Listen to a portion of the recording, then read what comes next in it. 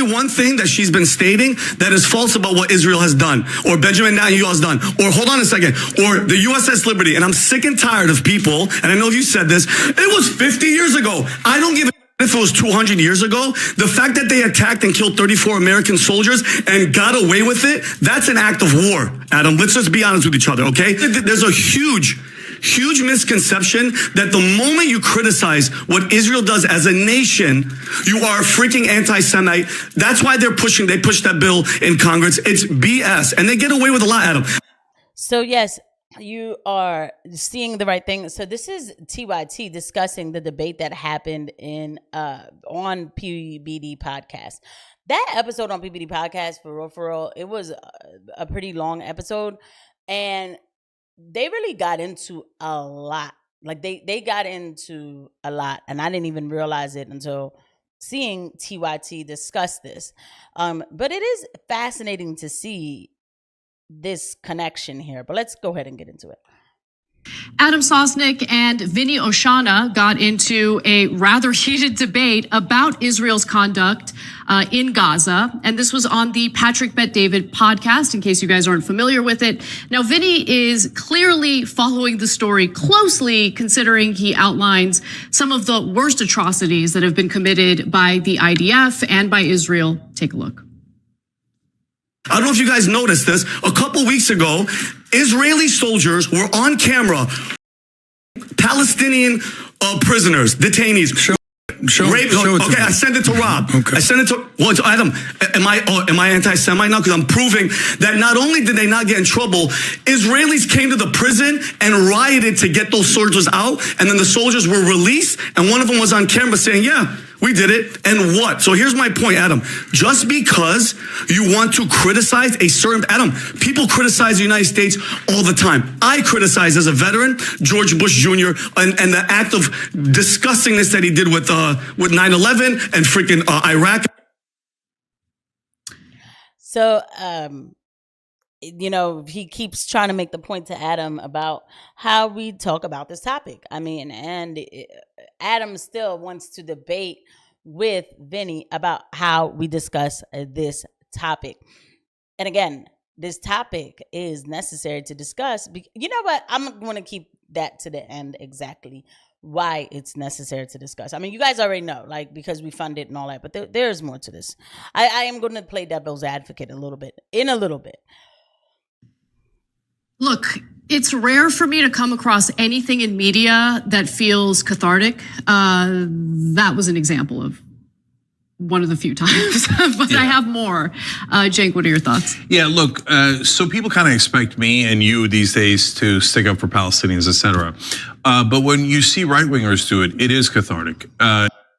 And it's a shame that it has to be that way, because, I mean, it shouldn't have to be about my side does this and your side does that. And this whole side kind of discussion is why we're in this position today. There's so many things that Americans can agree on. And unfortunately now, because we have to pick sides and choose or whatever, that's why it feels like we're so divided. But we all have the same kind of concerns as far as I'm concerned.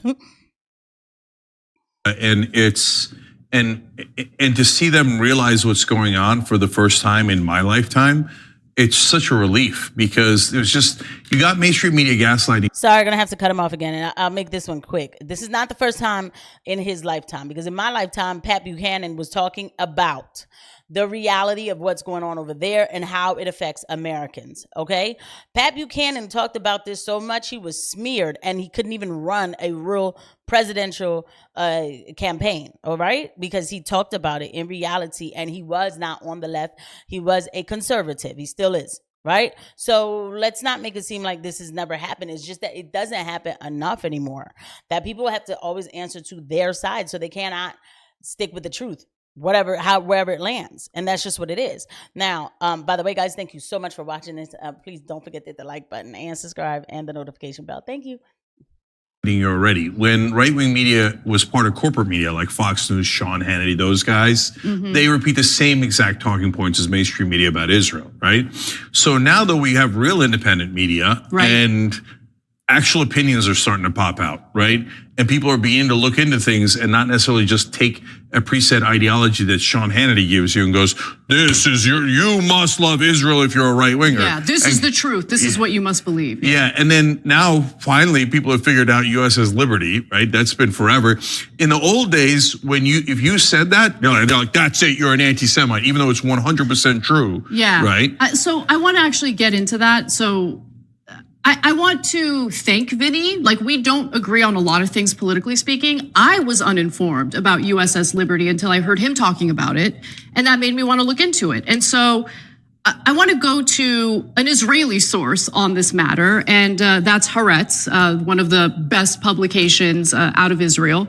And they talked about it. So the USS Liberty was basically a spy ship, a U.S. spy ship that was attacked by Israel.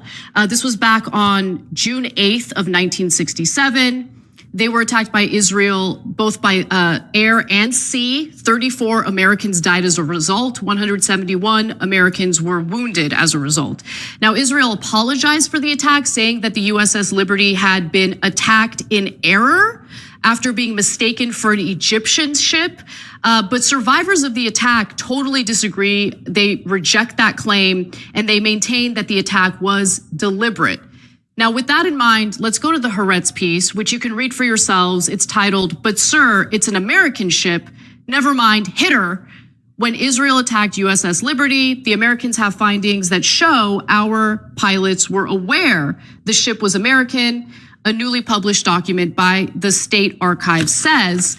And so the Haaretz piece covers basically this book that was published at the time titled Remember the Liberty, in which some of the authors who were survivors of that attack explain what they experienced.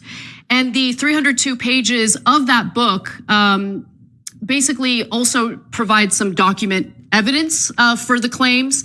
And so the book quotes a story reported by former U.S. Ambassador to Lebanon, Dwight Porter, who recounted a conversation between an Israeli pilot and the Israeli Air Force war room, which was allegedly picked up by an NSA aircraft and inadvertently cabled to CIA offices around the world. And here's what the exchange was.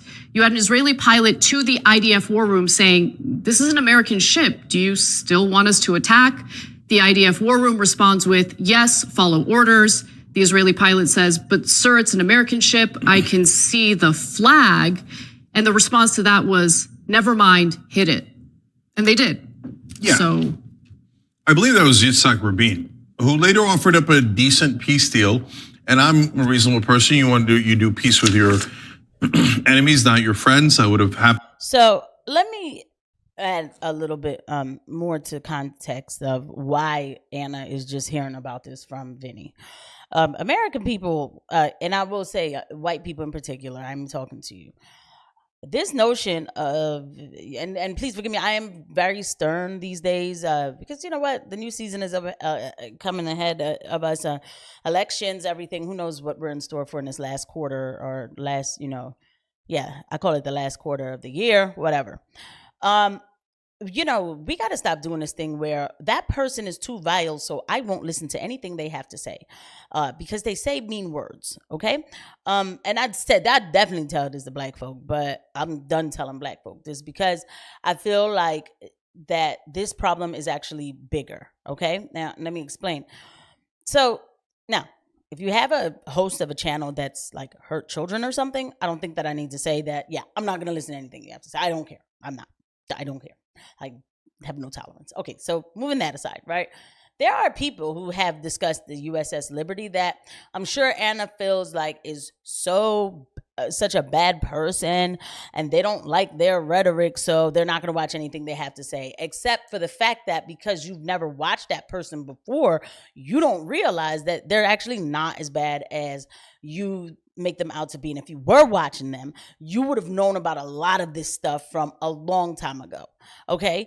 And that's the problem. So it's even like, well, all right, with black people, this whole notion back in 2020, when I started hearing black people talk about, well, I'm not watching Tucker Carlson because he's racist, because Fox News is racist.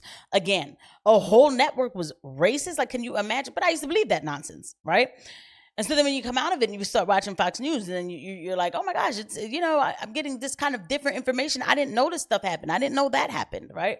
And then you find out, though, that there is one group that Fox News will actually hide, that they'll definitely be biased in their reporting for, right? And so now you end up not finding out about a lot of this stuff or whatever because of that reason. That's just too much.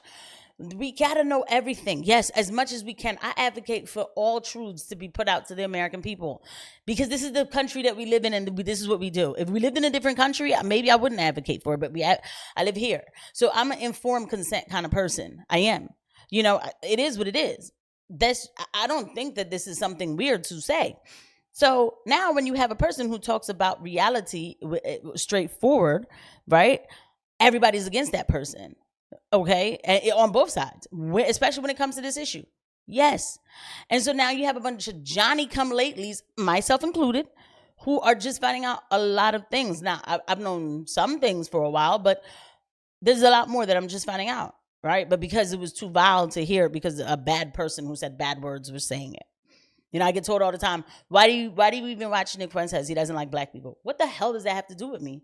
Like, I'm sorry. Like, you know why that makes me mad? Is like, oh, black yourself into a corner. Stop being so kind that you kind yourself into a corner. Stop being so where it's like you're just like, oh no, I can't listen to this because bad person. I don't know how else to make that clear. I don't know how else. You don't have to agree with everything a person is saying. But just because you don't like that person doesn't mean that the book, that the reference that they're getting and they're getting it from is also not true because you don't like the way the person talks. I don't know how else to beat that in to people's, like, not beat it in, but if I could just, it's worth it to hear what people have to say as long as they're not hurting kids. If you're hurting kids, I don't have anything to say to you. If Turkey or any other ostensible ally hit a U.S. warship and killed 34 Americans, there would have been hell to pay. I mean, it depends, though. Would Turkey have a powerful lobby bribing our politicians? Well, apparently they don't. Or if they do, it's just the mayor of New York, apparently. Anyways, and they're doing it in a dumb, illegal way. No, AIPAC's been around forever. Yes. And nobody ever investigates them, by the way. We assume they're American citizens. But he would, like, if you even dare to suggest the AIPAC should be investigated and where their money's coming from, of course you would be called an anti-Semite, canceled, driven from mainstream media, etc. Let that marinate. I don't even need to say anything else. Now, there's something therapeutic about the righteous anger here that's demonstrated by Vinny. I want to skip ahead to, E4, where, Adam, who he's debating with, and I should note that Adam is Israeli. So he, it's an identity thing for Adam. So I kind of understand where he's coming from. But Adam is going to try to defend Israel. Let's see how he does so and how Vinny responds to him. But real quick, Anna's so scared to say that. I mean, all right, I'll look up this point before I make it. Okay. You think Israel is just this perfect country that is innocent, that has never done anything wrong? No. Have they been held accountable for any of it? Go ahead. Are you the guy? No, I'm at. Okay, but you just proved my point. So you can't. Hold on, Adam. You just proved my point. So you don't have a point. USS Liberty. Your point is USS Liberty. Dancing Israelis cheering. Cheering that night. The towers were coming down. Cheering. They all were part of intelligence. They all got because you're full. Question. No. Because you love Israel. You can't. Adam, they can do whatever they want. I acknowledge they can do whatever they want. They are a better ally than enemy. But you're saying they can get away with murder, Adam, because we're supposed to forget about it. That's not what I'm saying. That's horseshit. So what Vinny is trying to say here is there needs to be some accountability, right? And there hasn't been accountability, and that's a problem. Simply saying. So, but guess what? This is the type of stuff that'll make it where we'll never have accountability or whatever. People are just so afraid to talk. Okay, I'm gonna help you out with what Anna just did there earlier. She said Adam is Israeli, and because she said that, I just believed automatically that Adam was born in Israel, and that Adam was like, that Adam was like this person who just lived there for a while. I don't know that he even ever did live in Israel, because his place of birth is New York. And so, hold on a second. I have nothing to prove that Adam ever lived in Israel. At least I don't have anything that I can pull up that says that he did. So she said Adam is Israeli. You're muddying the waters. Okay? This is what I mean about the subjectivity, the fear, the everything. You want to know what? Another reason why? Yeah, you know what? Let's keep it real. Let's keep it real. Israel is a Jewish state for the Jewish people, right? Okay, so let's keep it real again. There are people who don't feel like they can criticize this group. I'm not talking about the group. Who feel like they can't criticize this group because they're supposed to be some sort of angels on earth, right? Everybody is human. We are all human. Nobody is above reproach, period. She went through all of that. I have to make this point to say he's Israeli. You're muddying the waters. He's Jewish. It's okay. So he feels a connection to that land because he's Jewish. What's the big deal about saying that? But I understand people who have a connection to that land. I understand why they feel the way they do. I get it on both ends. That part I do understand. Okay? Spiritual Zionism, I'm actually not against it. I'm not. When people say, I feel a connection to that land and I want to go back there. Yeah. It's the political part about it that now when you're doing all this other stuff and all this bloodshed and it is against the spiritual law to do it, that's when I have the problem. And then I have to fund it. This is against my religion. So what are we doing here? I'm just saying, it's just a different way to look at it. Like, bro, we could talk about whatever. Stop muddying the waters, people. Please.